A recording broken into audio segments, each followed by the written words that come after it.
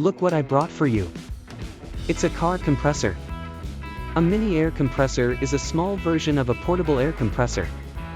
They have a small electric motor that compresses the air in a small attached cylinder tank. This type of ultra-portable compressor can be plugged into a 12V car system for on-the-go repairs or inflation. Usage: sporting enthusiasts, drivers, campers, and bike riders can find an almost unlimited amount of use for a mini air compressor.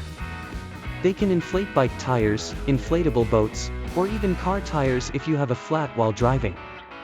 Because they can be powered through a cigarette lighter in your vehicle, they are incredibly versatile and a lifesaver in some instances. 300 PSI Mini Compressor. 2 nozzle adapters and sports needle with pressure gauge. Thanks for watching. Please click like for trying. Check out the other videos. See you all.